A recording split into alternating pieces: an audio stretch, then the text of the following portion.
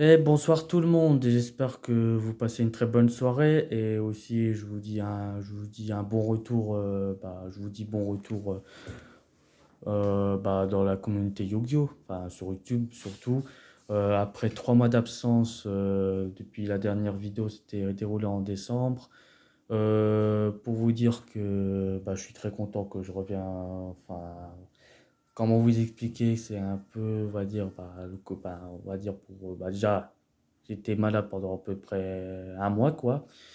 Donc je pouvais pas vraiment, j'avais pas le courage de faire des vidéos Yu-Gi-Oh! Et quoi que ce soit. Après, comme la plupart des gens, que ce soit mon entourage et même des gens qui jouent aux jeux de cartes, c'est normal que quand t'es malade, t'es pas bien, tu t'as pas trop de force de faire des contenus vidéo. Bon, après j'ai fait quelques contenus sur Master Duel, mes match-up particulièrement, mais voilà, j'avais envie de faire des contenus vidéo à peu près de Yu-Gi-Oh, enfin, de deck, de quoi que ce soit. Après aussi que j'ai pas malheureusement pas été depuis le début de l'année dans un seul tournoi, même à ma boutique, j'avais des imprévus, on va dire des imprévus pas non plus négatifs, mais des trucs, voilà quoi, on va dire le quotidien quoi, n'importe quoi, je veux dire, mais au moins, là, je suis de retour parmi vous pour faire des vidéos. Après, certes, c'est pas tous les jours non plus, mais de temps en temps, là, c'est vrai que ça fait depuis le mois de décembre que j'ai pas fait de vidéo en dehors de mes matchs sur Master Duel, mais au moins, là, je suis de retour pour vous faire pour refaire des vidéos et j'espère que pour vous, même pour cette année 2025, ça vous passe bien pour certains et certaines d'entre vous. Et que, en tout cas, du meilleur, je vous souhaite du meilleur et du pire. Mais, comme du pire, mais faut s'y préparer et, comme on dit, s'y préparer et à la fois, faut penser au meilleur aussi. Et, et voilà, voilà. Là, je vais faire une vidéo deck profile, pareil, de Dinomorphia, mais cependant, cette version de Dinomorphia, elle a changé depuis le format CRBR, parce que, comme vous le saviez, vous le saviez sans doute, et moi je le savais aussi, attention, c'est pas parce que j'étais malade ou que j'ai pas fait de vidéo contenu Yu-Gi-Oh! Que j'ai pas été au courant pour les sorties, les news de Yu-Gi-Oh! Quoi. Avec par exemple le deck Blue Eyes, et surtout avec les cartes qui sont sorties dans l'extension avec le nouveau héros du mal, mais particulièrement avec des cartes comme le support primal qui rend Blue Eyes très compétitif et très puissant. Même dans Blue Eyes, il y a des versions avec Invoke, des trucs comme ça, Buster Blader, j'en passe, mais on va dire que voilà, il y a toutes les sauces quoi. Il y a même un de mes potes qui joue Blue Eyes, son deck de cœur, qui se reconnaîtra dans la vidéo. Pour vous dire qu'il est très content et puis il a testé même, j'avais vu une version Tenpai, mais c'est pour vous dire que Blue Eyes, on peut trouver des variantes différentes si tout le monde. Après, à voir avec la banlist prochainement qui va sortir, mais ça, on verra bien. Pour l'heure, c'est pas pour ça qu'on va parler, c'est pour parler de ma version d'Ignomorphia, très stun, on va dire. Je joue très contrôle anti-méta, c'est pas une version en end trap, quoi. C'est une version très, très, très anti-méta, stun comme je les aime, du contrôle, voilà. Et même du gros, gros dégâts surtout. Hein, parce que mine de rien, ça fait des gros dégâts d'Ignomorphia. Voilà. Sans perdre plus de temps, je vous fais la présentation du deck. Là, je vous montre les monstres. Par exemple, les 3 Theresia. 3 Theresia, 2 Diplos, 5 monstres, parce que je vous dirai pourquoi. Theresia, la meilleure starter, elle te pose n'importe quand les normes spell, elle pose les cartes pièges, n'importe quel piège d'Inomorphia du deck. Elle est vraiment excellente. Bon, sauf quand elle se prend des end-traps, particulièrement Infinite et Veiler, ce qui est un peu enquiquinant, quoi. Elle booste 500, elle gagne 500 attaques si tu as un maximum de 1000 points de vie. Voilà, ça fait 2000. On dit pas non. Niveau 4 aussi, qui est très excellent pour les Xyz, comme pour Diplos. Diplos qui est la brique du deck, x2 parce que c'est assez, c'est plus équilibré que x1. C'est pas assez. x3, ça brique. Et x2, c'est très équilibré ce ratio. Diplos qui est normal quand les normes spé, elle te foolish n'importe quel Dinomorphia du deck. De plus, La carte, quand tu as un maximum de 1000 points de vie comme pour Theresia, son effet aussi après, c'est que tu le burn 500 points de vie à l'adversaire. Pratique s'il a moins de 500 points de vie. Pratique pour lui faire un peu perdre des points de vie pour faciliter l'OTK et pas pour le time en tout cas parce que le Dinomorphia perd facilement pour le time. Pour les monstres, c'est fait, le ratio est 5. Je vous dirai pourquoi. Bah, là, à l'instant, je vous dirai pourquoi. 3 magiques, alors 3 magiques, il y a 3 pots d'UIT. 3 pots d'UIT, la stabilité, le gardien d'image et fossilique. Alors, euh, pot d'UIT, c'est une excellente carte quand vous jouez très contrôle, très stun, tout ça, elle est excellente. Tu dévoiles 3 magiques, 3 cartes, tu en choisis une des 3 cartes, les autres cartes seront mélangées dans le deck, c'est très fort. On peut pas faire invocation spéciale le reste de ce tour qu'on a activé cette carte, mais c'est pas très grave parce que elle te permet de, en général, soit prendre une carte Dinomorphia ou une magique, ou particulièrement une piège, mais c'était plus soit Dinomorphia ou une piège, ou une magique, mais si on veut une magique, c'est particulièrement avec carte d'image. Alors, carte d'image, j'ai déjà parlé sur une vidéo sur les cartes à jouer contre le format. Et en fait, cette carte, elle est excellente dans cette version parce que c'est pour ça que je joue pas. Pardon. Excuse-moi. C'est pour ça que je joue pas plus de monstres et je joue pas d'entrap, je joue pas d'H et d'Imbro, etc. comme trap quoi dans le format parce que carte d'image, c'est en gros, tu pioches jusqu'à en avoir 3 cartes en main et le reste de ce tour, enfin, déjà, votre adversaire ne reçoit pas de dommages si vous activez cette carte. Vous ne pouvez pas invoquer spécialement de monstre le retour où vous activez cette carte comme pour dualité. De plus, à la fin du tour, enfin du tour, de notre tour, quoi, les cartes seront envoyées dans la main. Voilà pourquoi je joue pas d'entrap. En général, le but c'est que tu pioches des cartes. Bon, après des monstres, si t'as pas fait normal summon, c'est bien. Mais en général, si tu pioches des pièges, en général, tu as envie de les poser. Même si après il y a des magies, des monstres dans ta main, ou d'autres cartes pièges qui sont dans ta map parce que tes zones magie pièges sont utilisées, elles seront malheureusement envoyées dans la main. C'est le prix à payer, mais la carte est quand même excellente. Elle en vaut mieux la jouer dans ce deck, dans ce style de deck, dans ce deck-là, que n'importe quelle carte, n'importe comment, quoi.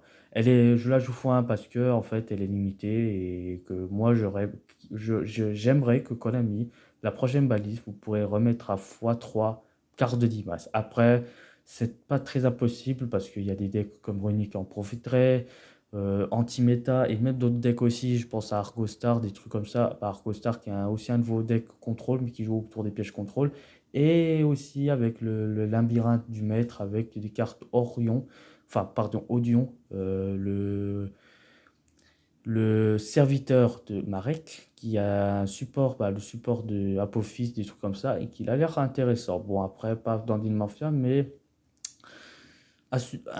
je pense à un peu à un espèce d'Edlich en fait. Mais c'est pour ça que je pense qu'elle va rester à peu près à 1 pendant un moment.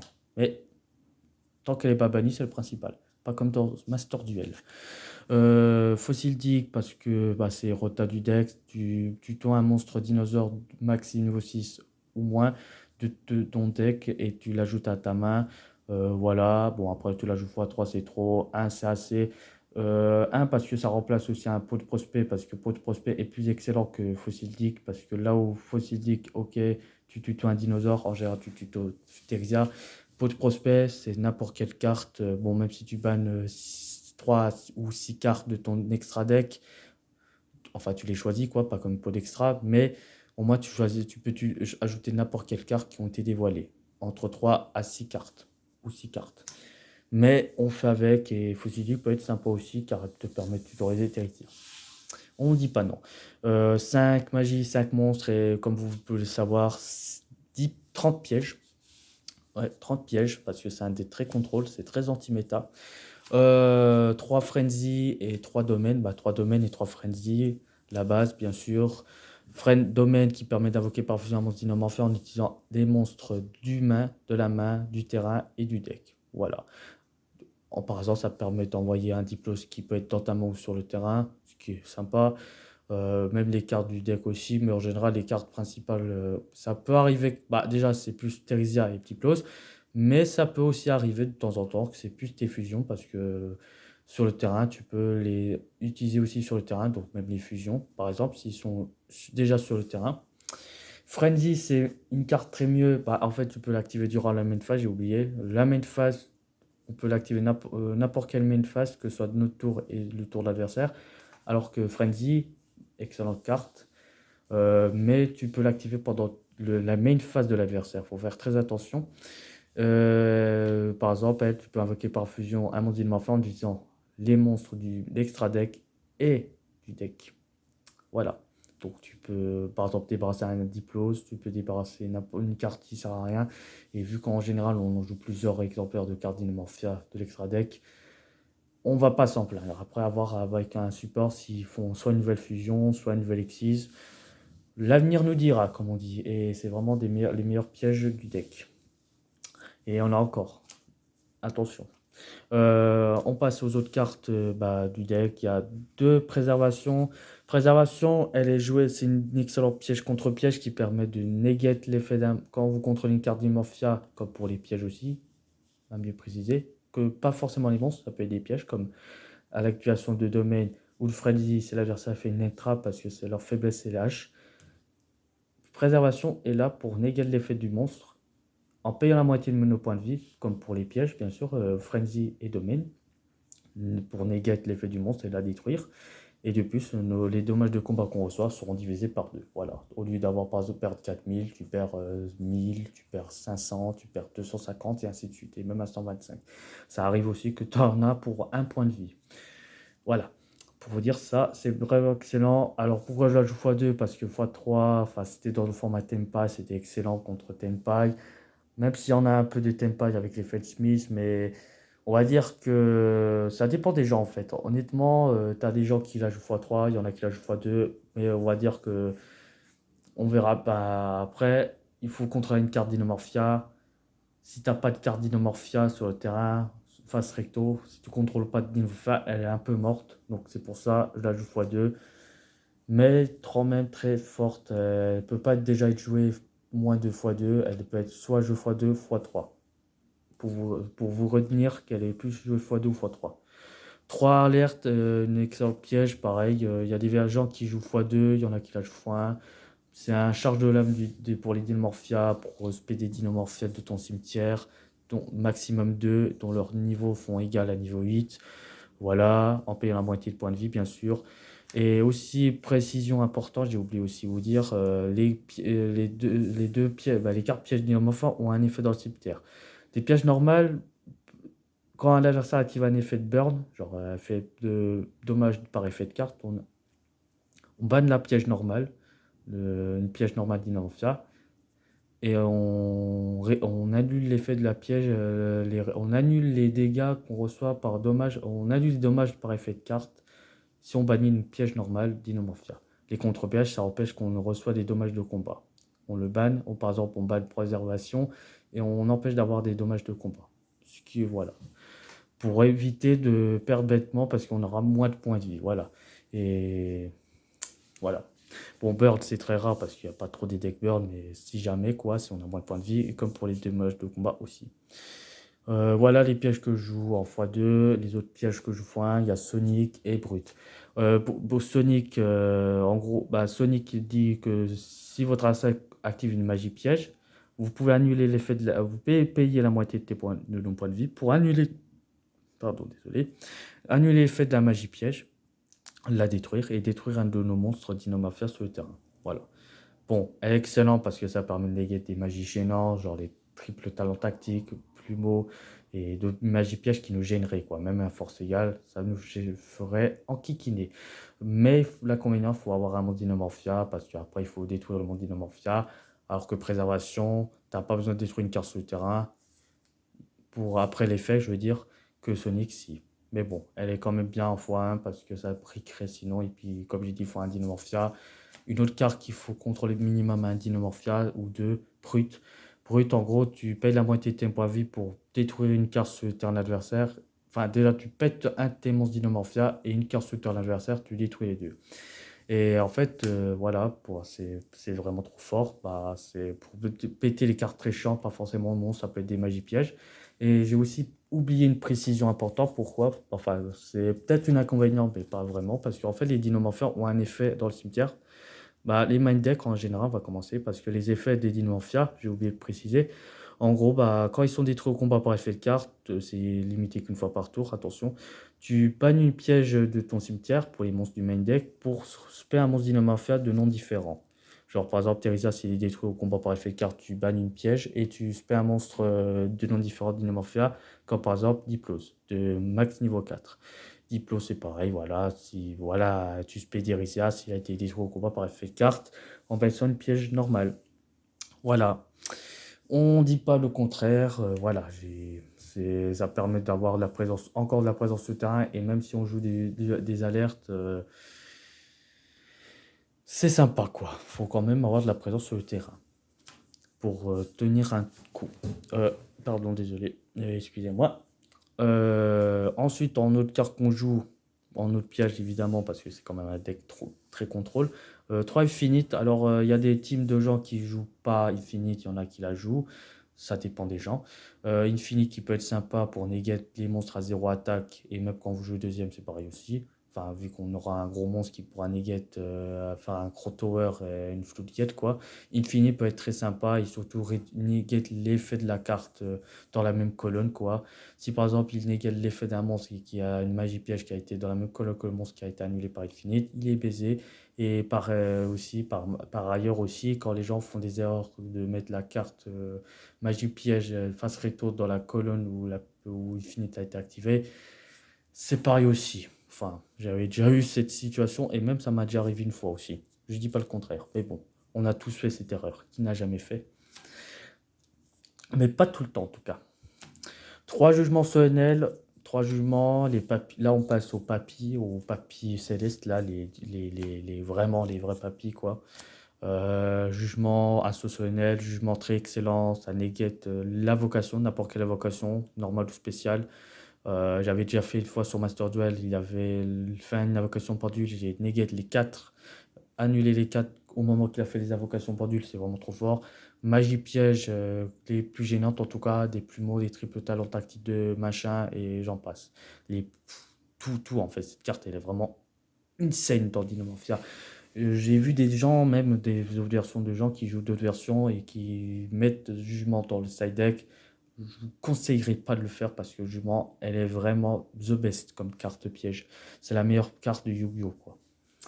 Et en plus, oubliant tout ça, pourquoi? Parce que c'est une contre-piège. Et les contre-pièges, en général, le seul moyen de s'en débarrasser, bah, en fait, c'est avoir une autre contre-piège. Et vu que, en fait, la seule contre-piège, que même quand vous jouez, quand c'est le tour de l'adversaire, la seule contre-piège qui était excellente, c'était Red Reboot. Mais vu que Red Reboot a été banni, bah, en fait, c'est vraiment excellent. Les assauts sonnels très forts, un peu comme pour préservation, sauf que tu payes 1500 points de vie, alors que elle, c'est la moitié de tes points de vie pour jugement et pour préservation pareil. Faut le faire un peu en premier si par exemple ou pas du tout si t'as pas préservation. Tu négales soit l'effet d'un monstre, soit l'invocation spéciale d'un ou plusieurs monstres. Voilà, très excellent. Bah, en même temps, vous jouez contrôle, bien sûr. Bah, c'est normal de jouer ça x3. C'est vraiment trop fort. D'effet bannissement, enfin, dans la zone bannie, dans le cimetière, dans la main. Très fort, parce que vous verrez, bah, les monstres ils n'ont pas que des effets sur le terrain. Ensuite, Trappe du Fossoyeur. Trappe du Fossoyeur, ça, c'est vraiment une excellente piège. J'avais déjà parlé sur une pareil que pour Cardo Dimas. Et en fait, cette carte, elle est vraiment incroyable parce que combien de fois j'ai Master Duel, j'ai déjà gagné avec cette carte. En gros, c'est un peu comme pour Associationnel, un peu comme pour. Enfin, plus sur Associationnel. En fait, c'est pas du contre-piège, c'est une piège normale.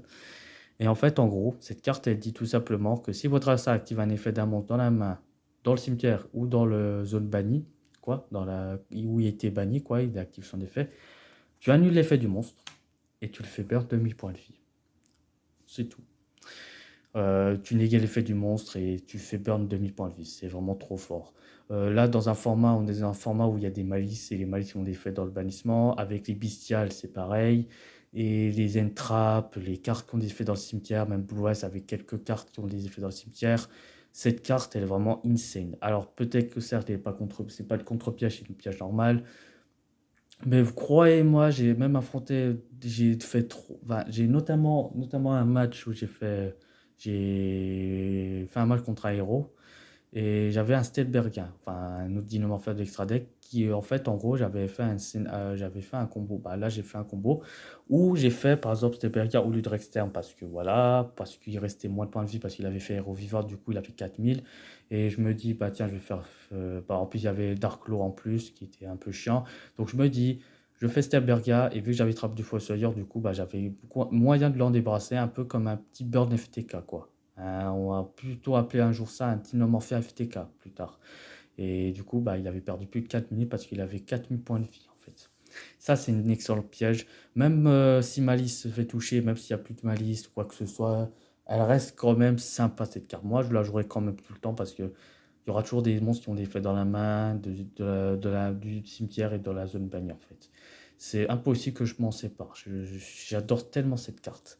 Une autre carte que j'adore, le Daruma Canon qui fait Book of Moon, Book of Eclipse. En plus, c'est une piège. Et l'avantage de cette carte, en fait, c'est là où Book of Eclipse ne fait pas. C'est en gros les monstres qui restent sur le terrain qui n'ont pas de point de défense, comme pour les liens, en fait, et les tokens aussi, parce que les tokens ne peuvent pas être en face cachée, quoi, seront envoyés dans le cimetière. Et les tokens, en général, c'est pas considéré comme des monstres du deck et de l'extra deck.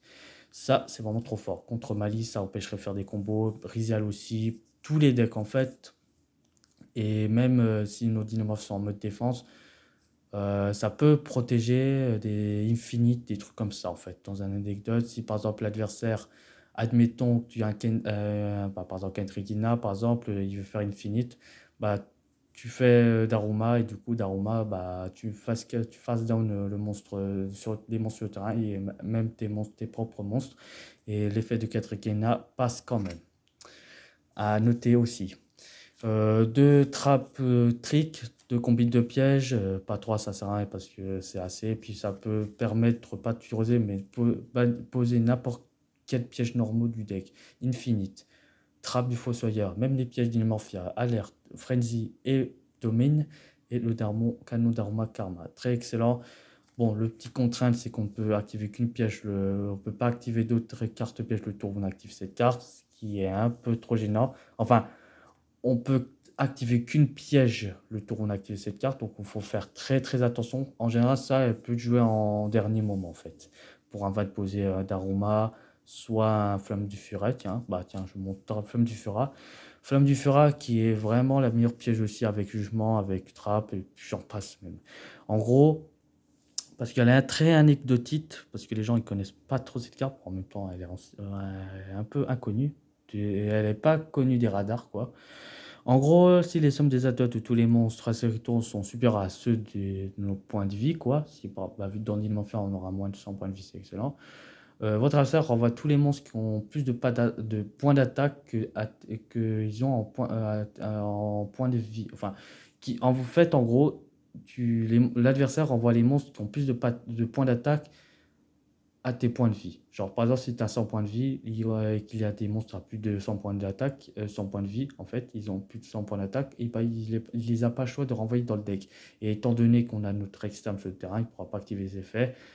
Et que demande le peuple, cette carte est excellente, x2 parce que ça sert à rien de la jouer x3 parce que si tu l'as en main, enfin, en fait, elle permet de renvoyer des cartes dans le deck, mais le problème, c'est qu'en fait, après, elle fait pas trop grand-chose. Elle te permet pas de tuto, enfin, quoi que ce soit, en fait. Elle te permet de faire le ménage et de faire le ménage de printemps, mais sinon, elle fait pas autre chose. Elle fait pas, enfin, elle fait que ça, quoi. Donc, du coup, c'est pour ça que je la joue x2. Et en plus, avec la piège Dimorphia, bah, le combi de piège, on peut la tutoriser facilement. Enfin, tutoriser, la poser facilement, quoi. Donc, elle est facile à accès, quoi. Ensuite, en carte, on va commencer par le side deck. Le side deck, parce qu'on commence le side deck. Alors, on commence par les plus simples, avec 3 migrateurs qui ne changeront pas, parce que même s'il y a des malices, même s'il y a des decks qui peuvent jouer autour de migrateurs, certains decks ne jouent pas autour de migrateurs, c'est très excellent. Rizial, ça permet d'envoyer ses cartes dans la zone bannie. Agrégateur, pareil. Les monstres Rizial, c'est pareil. tous, même les decks rogue aussi, il peut en mourir de cette carte, donc c'est vraiment trop fort. Très fort quand vous jouez qu'au second, bien sûr, et ça dépend des decks. Comme pour Malice, c'est très nul de jouer. Vous jouez pas cette carte contre Malice. Par contre, jouer cette carte, Lancea. Lancea, bah, ça, c'est une carte que j'ai oublié de vous en parler dans mon autre vidéo parce qu'en fait, je ne l'avais pas. Et en fait, Lancea, comme pour les autres cartes, en fait, ça fait partie des cartes qui peut tuer Malice. Même s'il y a des gens on peut jouer autour de Malice, on peut jouer autour de Lancea. Mais ça fait pas un vrai combo, c'est moins fort, on va dire, que le combo habituel si l'adversaire n'a pas lancé en fait. En fait, lancer, pour vous expliquer, en fait, c'est une trappe qui dit que tu peux la sacrifier, en gros l'envoyer du terrain ou de la main, et aucun joueur ne peut bannir de carte. En gros, aucun joueur ne peut bannir de carte. C'est tout. Malice, il ne pourra pas utiliser effet de carte pour bannir. Les bestiales ne pourront pas activer leurs effets pour bannir une carte du cimetière, n'importe quel cimetière qui soit monstre lumière et ténèbres, et j'en passe. Même des cartes comme migrateur, et cette carte elle est vraiment excellente dans le format parce qu'il y a de malice, des trucs comme ça, et puis c'est vraiment trop fort avec les bestiales, et puis aussi avec Invitation d'été, il ne pourra pas activer Allure Darkness, Sarcophage doré, et même à force égale aussi. Code demande le peuple, c'est une meilleure carte. Bon, x2 parce que j'ai né que x2, mais x3, je vous conseillerais la jouer x3. Uplement d'Amarpi parce qu'il y a toujours des trappes contrôle, bien sûr, les labyrinthes, bien sûr, même Malice qui peut jouer des magies pièges, et Rizal aussi, bien sûr, et j'en passe. D'autres decks qui peuvent jouer des magies pièges. À force égale, parce que vous jouez qu'au second, c'est vraiment trop excellent. Ça, c'est vraiment bien quand vous jouez qu'au second pour dépasser des bords de terrain. 3 barrières dimensionnelles parce que, évidemment, c'est pour Blue Eyes parce qu'il joue des synchros. C'est pour les Rizal, bien sûr, parce qu'il joue des Xyz. C'est pour n'importe quel type de deck. Pardon, désolé. Donc, on n'en dit pas non. Et 3 Floodgate alors, je joue pas il y en a qui est l'absorption de dame, là, qui négate les monstres des monstres du banni et du cimetière. Moi, je joue Parfum anti-magie, combat en présence et c'est le rivalité de Cernelgar. Alors, ces 3 cartes sont excellentes dans n'importe quelle situation. Rivalité et combat en présence de l'empereur sont excellents contre Rizal. C'est excellent contre n'importe quel deck qui n'ont pas le même type. Par exemple, rivalité, s'il n'a pas les mêmes types de monstres, il est baisé. Pour lui, c'est les mêmes attributs. Par exemple, contre Malice, combat en présence de l'empereur est pas fort contre Malice. Cependant, rivalité de Seigneur de guerre, mine de rien, ça a l'air de rien dire comme ça, mais en fait, elle est forte que si, par exemple, l'adversaire a un combo avec le lézard, la lien 2 lézard qui permet de bannir. Et au moment qu'il a fait l'espèce de lézard, là, en gros, tu actives cette carte et en gros, vu il contrôle un monstre, il contrôle un monstre reptile et que à la base, les malices et des Albers, il se fait baiser. Et puis, il ne pourra pas du coup activer d'effet de bestial parce qu'il faut bannir une carte monstre lumière éteinte pour avoir le cost pour l'invoquer spécialement. Donc, c'est pour ça que Rivalité Sénégal est mieux. Après, combat en présence de sport, il peut être excellent contre certains decks qui jouent des types d'attributs différents, comme pour Memento, des trucs comme ça, ou Millennium aussi, même des decks rock, quoi. Mais ça, c'est excellent. Les deux là sont excellents. Bon, je les joue x1 parce qu'ils sont limités, comme pour Parfum Anti-Magie. Voilà, pas de parfum. T'actives ça, il ne pourra pas faire triple talon tactique, il ne pourra pas faire de combo magique comme pour pas Plumeau, des trucs comme ça, j'en passe. Comme quoi, vraiment, des cartes qui ont été limitées, c'est pas pour rien. Voilà. Même bon, malheureusement, c'est ainsi soit fait. On passe au extra deck avec 3 externes. Voilà, le boss monster du deck, le Floodgate que je vous parle, qui dit en gros, tant qu'elle est sur le terrain et que vous avez moins de points de vie que l'adversaire, les monstres qui ont plus de points d'attaque qu'à tes points de vie, genre si tu as moins de points de vie, les monstres ils ont des attaques supérieures à tes points de vie, ne peuvent pas activer ni d'effets, ni activer leurs effets. Donc, en gros, il ne pourra pas déclencher des effets, ce qui est mieux comme un skill drain. Et de plus, que vous allez me dire, ouais, mais qui pourra pas. Du coup, il faut le titre par Battle Phase, bon, même par effet de carte, mais pour les magies pièges et pour les monstres, bref, du cimetière ou de la main. Mais en gros, tu paies la moitié de points de vie. Et en gros, les monstres sur le terrain adversaire, ils auront le même point d'attaque que tu as en points de vie. Par exemple, si tu as 16 points de vie, bah, ils auront 16 points de vie. Tu payes la moitié de points de vie. Si tu en avais 32 et que tu en restes 16, ils auront 16 points d'attaque. Voilà. Bon, par contre, il n'est pas non plus indestructible. Si par exemple, le truc à l'inconvénient, c'est que si tu y a une carte magie piège, les effets monstres dans la main du cimetière, notamment Trissure de merde. Voilà. Désolé du mot, mais bon, c'est à chaque fois, même les triples talents tactiques, ça a tué le pauvre Rexterm. Pour vous dire, elle a quand même des faiblesses. Mais quand l'adversaire n'a rien pour l'en débrasser, c'est une belle victoire. 3 quêtes Regina, la fameuse, la plus belle, la fameuse monstre là, qui permet de lancer tes combos. Vraiment, elle fait le café, elle te sort facilement Rexterm, et même de Rexterm, ça peut arriver aussi. Et elle peut aussi faire le café pour utiliser nos pièges normaux d'Inomorphia en la bannissant et en payant la moitié de nos points de vie.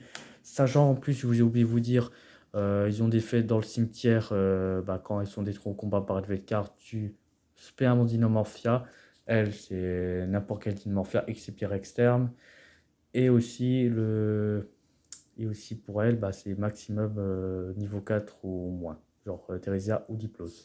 Et un autre truc très important, c'est que les monstres qui ont été, par exemple, si vous activez Domain et Frenzy, plus Frenzy en fait, en gros, si vous activez Frenzy et que vous avez envoyé les monstres de l'extra deck pour activer le Frenzy, en fait, tu peux pas invoquer les monstres avec alerte, tu peux pas invoquer spécialement les monstres de l'extra deck. Parce qu'il faut qu'ils soient invoqués par fusion en fait.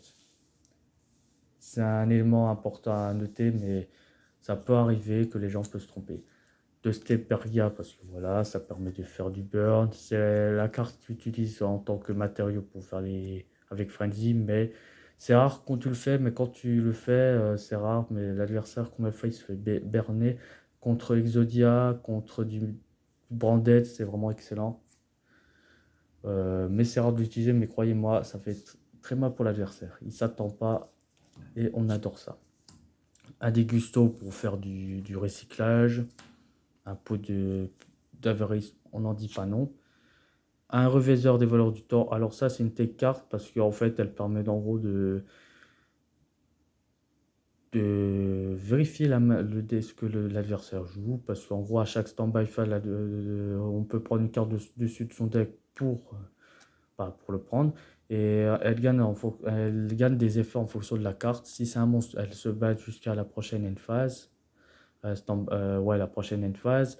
Si c'est une magique, tu pioches une carte. Si c'est une piège, tu bottes une carte sur le terrain pour la renvoyer dans le deck. Voilà. Pourquoi elle est jouée à cause de ça. Les Evolzar, j'en vous en parle même pas. Tu détaches de annulation d'invocation d'un monstre, annulation de magie piège. Elle, c'est quand l'adversaire active un effet d'un monstre, tu détaches un, et c'est pas limité qu'une fois par tour. Tu négates l'effet d'un monstre et tu le détruis. Le package Rider Knight, ça, je vous en parle même pas. De l'OTK, on n'en parle même pas. Enfin, ça, c'est le package quand vous jouez au second et tu sais que l'adversaire a perdu. Tu sais que l'adversaire, quand il voit ça, il a envie prendre un drapeau blanc et dire game over. Voilà.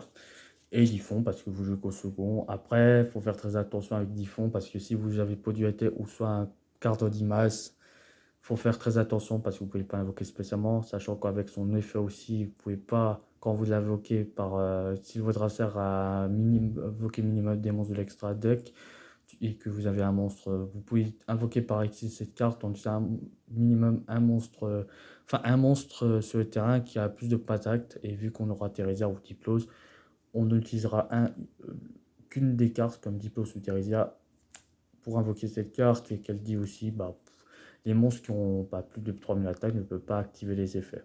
C'est un contrat de Zeus et qu'une fois par tour tu détaches un matériel ici, tu portes une carte sur le terrain et tu la renvoies à la main.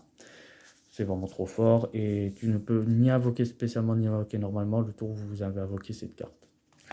Voilà. Pour vous dire que ça c'est joué, ça sort pas de mon deck, de mon extra deck pardon. Bon voilà pour le deck d'Inomorphia, bah voilà pour la version que je joue que je vais jouer sûrement dans des prochains tournois et j'espère que ça vous a plu le bon visionnage et je vous dis en tout cas une très bonne soirée et je vous dis franchement bah aussi bah, bon courage à vous pour n'importe quelle chose de ce que vous viviez n'importe quoi et je vous souhaite je vous dis une très bonne soirée